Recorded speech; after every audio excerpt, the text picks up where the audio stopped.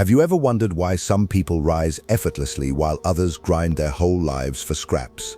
It's not luck, it's not talent, it's something far colder, a trait no one admits they use but every powerful person possesses. Most people are too soft for success, too emotional, too predictable. They cling to morals they don't understand and follow rules written to keep them obedient. But a few, a very small few, learned early that the world doesn't reward goodness, it rewards control. And the ones who hold that control share the same forbidden trait, a darker personality, not violent, not chaotic, strategic, detached, willing to see the world as it is, not as they wish it to be.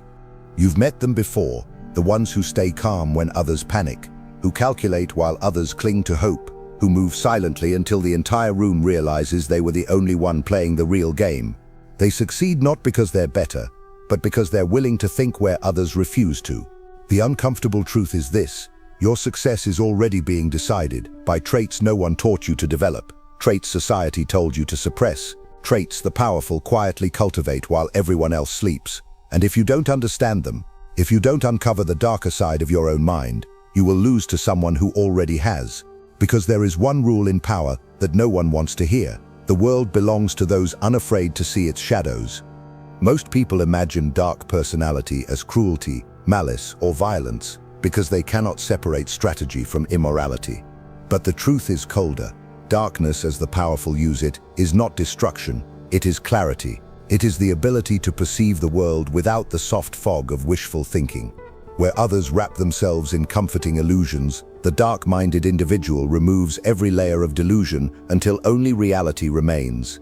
And in a world governed not by fairness but by incentives, that clarity becomes an advantage so unfair that it feels supernatural to those who lack it. It is the trait that allows a person to look at chaos without flinching, to make decisions without trembling, and to navigate other humans as if reading a map they didn't know they were handing you. The soft personality, in contrast, is a creature of emotional storms. They react before they think. They speak before they calculate. They cling to ideals not because they understand them, but because they fear the discomfort of questioning them. Their morality is borrowed. Their certainty is inherited. Their confidence is fragile, dependent entirely on whether others approve. And so they remain predictable, dangerously predictable. They reveal their intentions through their reactions. They betray their fears through their tone. They expose their weaknesses simply by trying to hide them. A soft personality believes that transparency is a virtue. A dark personality understands it is a liability. To rise in any arena, leadership, negotiation, influence, empire building, one must first stop being emotionally readable. The world cannot be navigated with a trembling voice and a hopeful heart. Darkness begins with detachment, from expectation, from validation, from the need to be perceived as good. It is the willingness to operate outside the emotional gravity that pulls everyone else downward. While the soft personality lives in constant reaction, the dark personality lives in deliberate calculation. They are not controlled by their emotions, nor by yours. They act from a place of stillness, and that stillness becomes their first weapon. This weapon is what we call emotional immunity. It is the first dark advantage and the foundation of all the others. Emotional immunity is not the absence of emotion, it is the refusal to collapse under it. It is the ability to remain unshaken when the collective mind breaks. When everyone else is panicking, the immune individual becomes impossibly calm. That calmness does not come from serenity, it comes from superiority. You cannot predict them, you cannot sway them, you cannot pull them into the chaos that consumes everyone else. And because they do not drown in emotion, they can watch the currents clearly enough to decide who will. Consider negotiation. The soft personality reveals desperation through micro-reactions, the tightened jaw, the hopeful eyes, the slight tremble in their voice. The emotionally immune reveal nothing. Silence becomes their blade. They know that the first to speak from anxiety is the first to lose. So they wait, they watch, and the room bends around their stillness. Suddenly, the one who appears unaffected becomes the one who dictates the terms. Consider betrayal. Most people shatter when loyalty fractures. They react impulsively, emotionally, blindly. But the immune individual anticipates betrayal long before it materializes. They prepare for it quietly, so when it arrives, they are neither surprised nor wounded. They simply adjust the game, removing the traitor as effortlessly as one removes a piece from a chessboard. Their lack of emotional collapse makes them impossible to defeat by shock. Consider conflict. When tempers rise, the soft personality becomes consumed by anger, fear, or righteousness. The immune individual does not.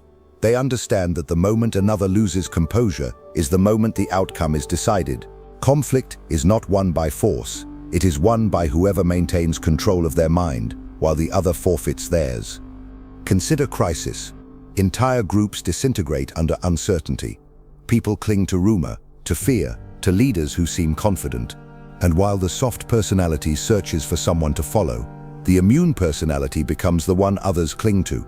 Not because they are inherently superior, but because they are the only one who is not ruled by the storm. This single trait allows one person to outmaneuver dozens who are emotionally drowning.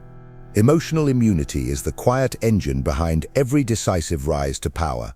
The world opens itself to those who do not react to it. But this is only the first layer, the first fracture in the illusion that success is built on virtue. Emotional immunity grants stability, yet it also creates something far more dangerous, a strategic vacuum in which perception becomes a tool. And it is here, at the edge of perception, where the next dark trait lives, a trait even more unsettling, even more decisive, and far more hidden in the powerful than emotional immunity itself. They understand that perception is the currency of power, and those who master it can shape reality without ever forcing it. Emotional immunity grants them stillness, perception grants them control. While others cling to how they wish to appear, the dark individual studies how others need to perceive them. It is a different form of vision, one that sees human insecurity as pathways, human desire as leverage, and human fear as the easiest door to walk through. The powerful do not become powerful by being liked. They become powerful by designing the image that others unconsciously obey. And they do this with a precision that soft personalities cannot comprehend, because soft personalities are too busy performing virtue to study influence. Most people believe manipulation is loud. Threats, persuasion, speeches, drama. In truth, manipulation is almost silent. It is the art of making others come to the conclusion you wanted without ever revealing your hand. It is the ability to nudge a thought, shift a suspicion, seed an interpretation while appearing entirely neutral. The emotionally immune individual becomes a master of this because their stillness makes their actions unreadable. You cannot defend against an influence you cannot detect. And this is where the second dark advantage begins to take form, the power to bend perception so subtly that others mistake influence for their own reasoning. A soft personality reveals intention with every emotion. Their face exposes their thoughts. Their voice exposes their insecurities. Their reactions expose their motives. They cannot guide perception because they are constantly trapped in their own. They are slaves to how they are seen.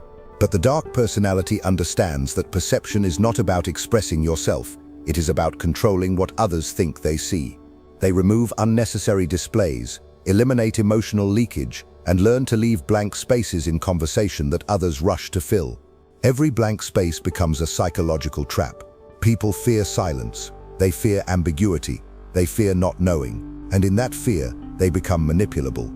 Human beings crave certainty even when it harms them. The dark personality uses this craving as a scalpel. They let others misinterpret their silence. They let rumors form naturally. They let assumptions grow without correction. Because the greatest manipulation is not forcing someone to believe something, it is letting them create the belief themselves. Once that belief exists, it becomes immovable. Influence becomes effortless, and the one who shaped the perception becomes untouchable. Watch how the powerful speak during conflict. They do not justify. They do not explain excessively. They do not beg to be understood. They give minimal information and allow others to fill the gaps. In the gaps, people reveal themselves. Some project their fear, some their guilt, some their insecurity.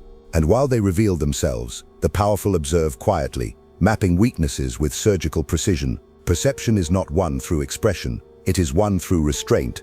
The less you reveal, the more others expose. In negotiation, perception becomes even more deadly. The soft personality enters a negotiation, trying to convince the other party to agree. The dark personality enters, asking, what does the other party fear losing? What do they desperately want to protect? What illusion are they clinging to? Then they present themselves as either the solution or the threat, whichever yields more control. They do not raise their voice. They do not need to. A single sentence spoken with emotional neutrality carries more weight than an hour of desperate persuasion. And the one who controls perception controls the outcome long before terms are even discussed. In social hierarchies, the manipulation is gentler but no less effective. The dark personality does not declare dominance. They let others infer it. They speak less, observe more, and only act when action will shift the entire dynamic. Their silence creates mystique. Their detachment creates allure. Their unpredictability creates respect. While the soft personality begs for acknowledgement, the dark one receives attention simply because their calm makes others uneasy. People mistake calmness for confidence, detachment for superiority, and unpredictability for depth. Perception becomes the throne on which they sit, built entirely from the minds of those who watch them. And yet, this second dark trait, this mastery of perception, is still not the most dangerous advantage a powerful mind can wield. Emotional immunity gives them internal control. Perception gives them external influence. But there is a third trait, one that few ever glimpse, and even fewer survive encountering. A trait that allows them not just to control how others see them, but to control how others see themselves. A trait that turns ordinary people into willing instruments, loyal not out of respect but out of unconscious psychological binding. They understand that the deepest form of power is not to influence how others see you, but to influence how they interpret themselves. Once a person's self-image is in your hands, you no longer need to manipulate their decisions. They will make the decisions you want, because they believe those choices define who they are. This is the third dark advantage, identity sculpting, the ability to subtly shape another person's sense of worth, capability, belonging, and purpose. Most people do not realize how fragile their identity truly is. They build it from external validation, social comparison, childhood wounds, and the approval of people who barely understand themselves. A dark personality sees this instability immediately. They see the cracks, the doubts, the insecurities, and instead of exploiting them loudly, they adjust them quietly, adjusting the frame through which a person sees their own value. Observe how people behave when they encounter someone with emotional immunity and control over perception. They begin to question themselves. Am I wrong? Am I weak? Did I misread the situation? This uncertainty becomes fertile soil. Into that soil, the dark individual plants ideas crafted not to deceive, but to redirect. A single sentence about someone's potential, or their limitation, or their supposed pattern, can begin reshaping their entire self-concept. When someone you respect suggests that you are capable of more, you begin to stretch toward their vision. When someone you fear suggests that you fall short, you begin to collapse in the direction they imply. Identity is not fixed, it is responsive. And the one who understands that responsiveness gains a level of power that no title or authority can match. Identity sculpting works because people desperately want coherence. They want their behaviors to align with the story they tell about themselves. If you adjust the story, they will adjust the behavior. A dark personality does not ask someone to obey. They provide a narrative in which obedience feels natural. They do not ask someone to step back. They plant a perspective in which stepping back feels like self-protection. They do not ask someone to trust. They create the illusion that not trusting would contradict the person's own values. When someone believes an action is their own idea, resistance evaporates. The person becomes self-directed in the direction you choose. Consider social influence. A single remark about a person's level-headedness will make them try harder to appear calm. A single remark about someone's habit of overreacting will make them second-guess every emotional response. The dark personality does not force change. They guide the internal dialogue. Identity, once nudged, begins to reshape itself automatically. And as it reshapes, it aligns with the intentions of the one who placed the initial nudge. Most people are not aware that this is happening. They think they are simply becoming better, or becoming wiser, or correcting their flaws. In reality, they are adopting a script written by someone who understands the mechanics of the human mind more deeply than they do. Consider conflict. If you subtly frame someone as the type who always escalates things, they will hesitate the next time conflict appears, desperate not to prove the label true. If you frame them as the type who never stands up for themselves, they will begin acting more assertively, thinking the change is their own awakening. If you frame a rival as unstable in front of others, Eventually, the rival will act unstable simply to defend against the perception. Identity sculpting is dangerous not because it attacks others, but because it convinces them to attack themselves or to become versions of themselves that serve your strategy. You do not need to win the battle if your opponent starts fighting ghosts inside their own head. Consider hierarchy. Leaders who rely on charisma alone eventually lose control, but leaders who shape the identities of their followers create loyalty that survives chaos. If someone believes following you makes them strong, they will cling to you in moments of weakness. If someone believes challenging you makes them foolish, they will avoid confrontation even when they are right. The dark personality does not inspire devotion, they construct it, and devotion built on identity endures long after logic dissolves. This is why powerful individuals can maintain influence even when their actions appear irrational. They have intertwined their presence with the self-perception of those around them. Identity sculpting is the most invisible of the dark traits because it hides inside the very thoughts people have about themselves. It leaves no fingerprints.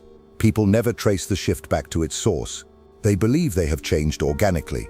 This invisibility is what makes the trait so potent. It bypasses conscious resistance entirely. Yet this trait is only the midpoint of the speech, not the apex. For beyond shaping identity, there exists a fourth dark advantage, one that determines who rises and who remains trapped.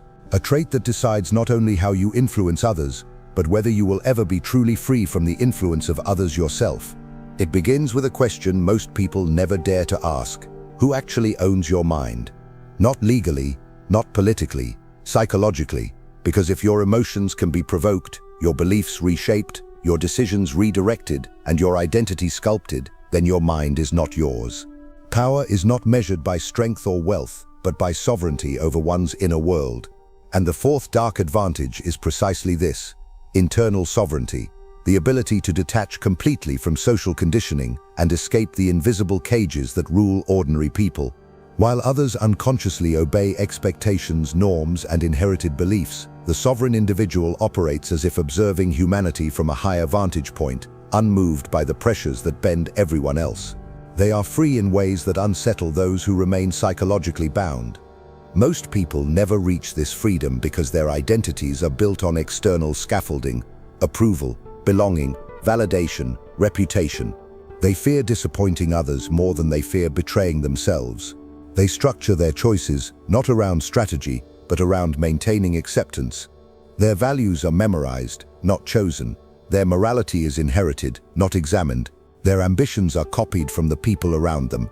To a dark personality, this is not merely weakness, it is imprisonment.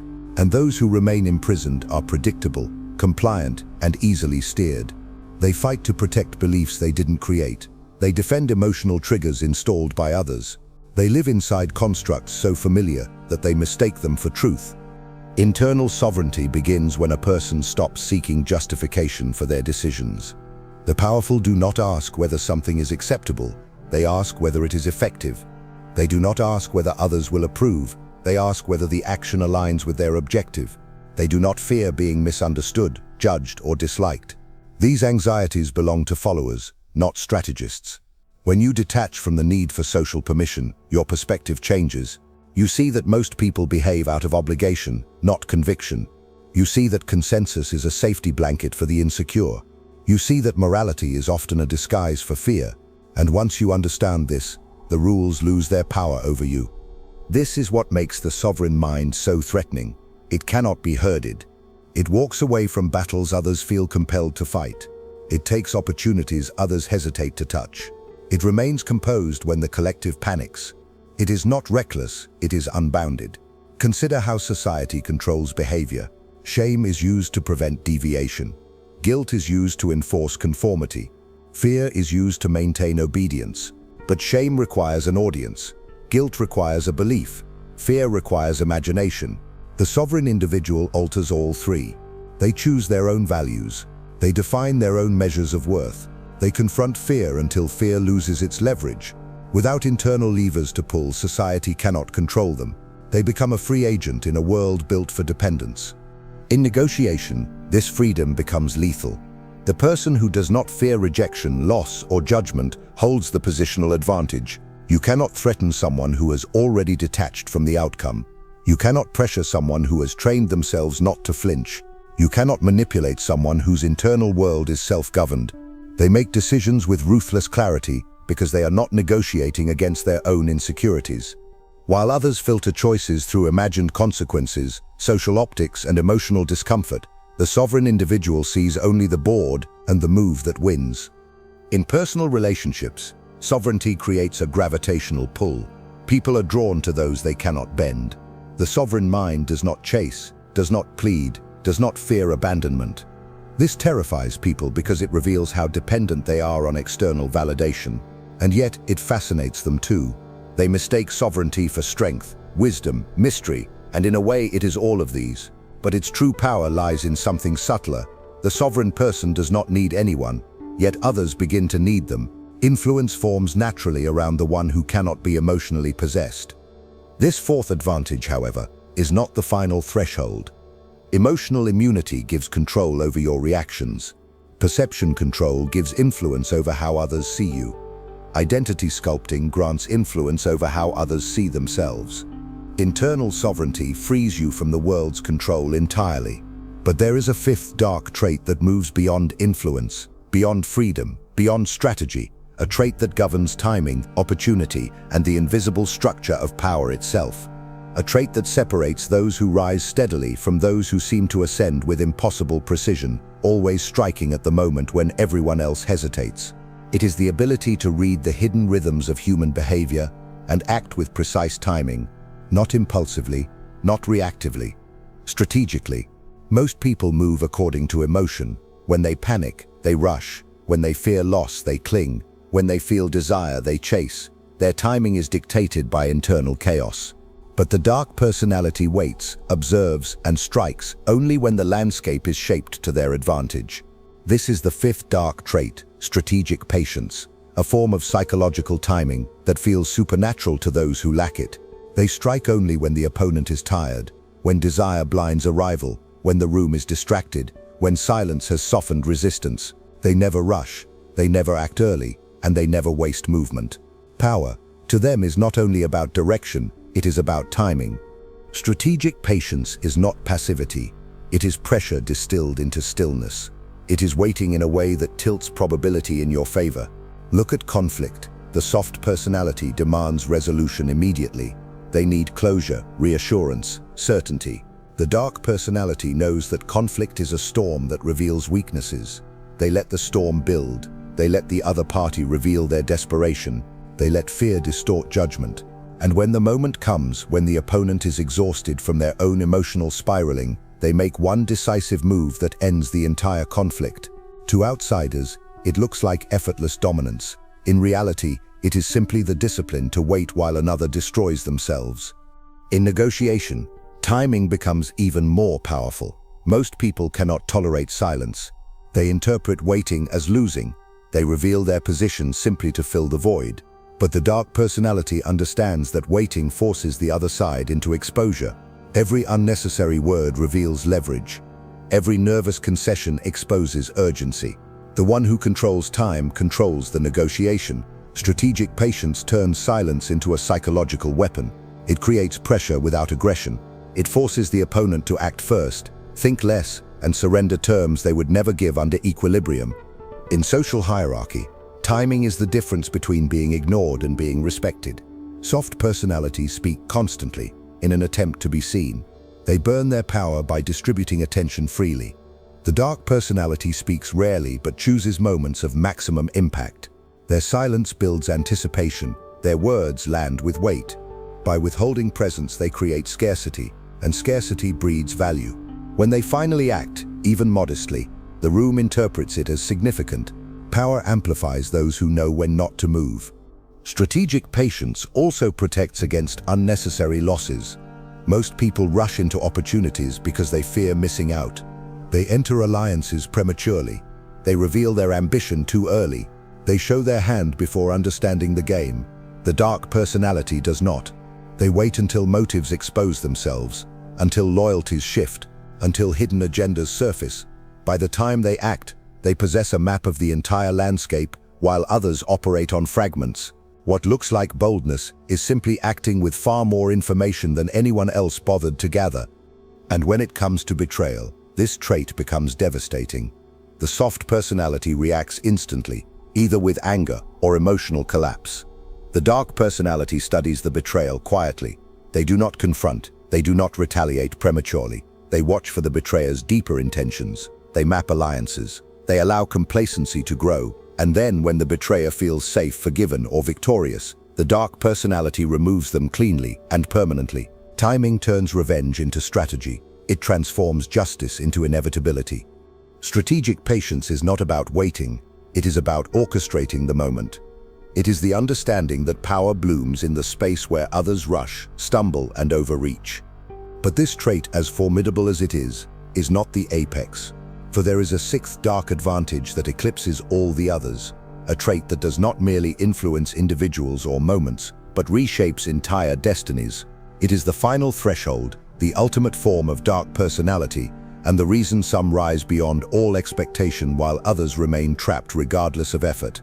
It is the ability to redesign the world around you rather than adapt to the one you were given. The sixth dark advantage is environmental mastery, the power to shape circumstances, relationships, alliances, and opportunities so deliberately that success becomes the natural outcome rather than a lucky one. Most people survive in the environments they inherit. They obey the conditions set by others. They navigate systems designed to limit them. The dark personality does not accept the landscape as fixed. They alter it. They remove obstacles instead of fighting them. They construct alliances instead of begging for approval. They position themselves in places where their strengths matter and their weaknesses disappear. They bend the environment until the environment bends to them. This is the final threshold, because it requires all the previous traits to function at once. Emotional immunity allows you to act without fear. Perception control allows you to shape how others interpret your presence. Identity sculpting allows you to position people where they become assets instead of threats. Internal sovereignty frees you from societal scripts that dictate what you should do. Strategic patience ensures that every move reshapes the world at the moment of maximum impact. When these traits converge, the environment ceases to be a battlefield. It becomes raw material. A sovereign, strategic mind does not merely play the game, it redesigns the board. Environmental mastery begins with recognizing that power is not held by those who work the hardest, but by those who structure the conditions others must operate within. Watch any empire, corporation, or hierarchy.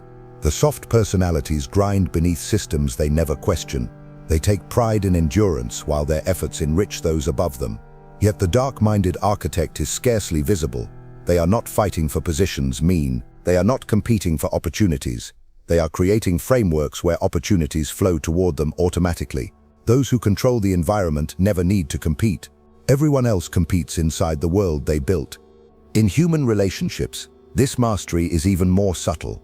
The environment is not a place, but a dynamic field of incentives, boundaries, expectations, and consequences. The powerful shape this field so that loyalty becomes rewarding, betrayal becomes costly, and their presence becomes stabilizing. They do not demand respect, they make disrespect disadvantageous. They do not chase affection, they create conditions where others feel the absence of their presence more intensely than the presence of anyone else. They design the psychological climate in which others must operate, and in doing so, they turn influence into inevitability. In conflict, environmental mastery appears as invincibility. While the soft personality fights within the terms given, the dark personality rewrites the terms entirely. They choose the ground, they choose the tempo, they choose the pressure points. They do not meet force with force. They shift the environment until the opponent's strength becomes irrelevant. This is why the powerful rarely appear to struggle. They do not win because they overpower people. They win because they refuse battles that do not serve them and reshape the ones they accept. Victory becomes predictable because the battlefield itself has been engineered. In ambition, this mastery creates the illusion of destiny. Outsiders see an unstoppable rise. They say it was talent. They say it was luck. They say it was timing. But those who understand dark psychology recognize what is really happening. The individual has created a world where success is the logical outcome of the structure they designed. They have aligned people, resources, incentives, and narratives so seamlessly that progress feels effortless. They no longer climb, they ascend. And this is the truth the world fears most. A person with emotional immunity, perception control, identity sculpting, internal sovereignty, and strategic patience becomes powerful. But a person who uses all of these to reshape the environment becomes untouchable. They slip beyond the reach of rivals, beyond the control of institutions, beyond the limitations of circumstance. They do not merely outperform others, they outgrow the very systems that once constrained them. And while most people fight endlessly for scraps inside a world they did not create, the dark personality builds a world where the crown has only one possible destination. The speech ends here, but the transformation does not. For once you recognize these 6 traits at work in the world, and within yourself, you can no longer unsee them. And you will realize, perhaps with discomfort, perhaps with awakening, that your life has always been shaped by those who mastered these traits long before you understood they existed. If you've made it this far, it's because a part of you already knows this truth. Darkness isn't corruption, it's clarity. It's the refusal to be naive, the ability to see people as they are, not as you wish they were. And in a world built on power, the ones who survive are the ones who stop pretending. Now tell me in the comments, are you ready to embrace the traits that society fears? Discipline, detachment, domination. Are you willing to carry the burden of seeing human nature without illusion? If this message touched you, if it made sense, write in the comments, I see the truth. Let's see how many here are truly ready to turn their darkness into strength. And don't forget, keep watching the next video. It's important, much more than you imagine. See you there.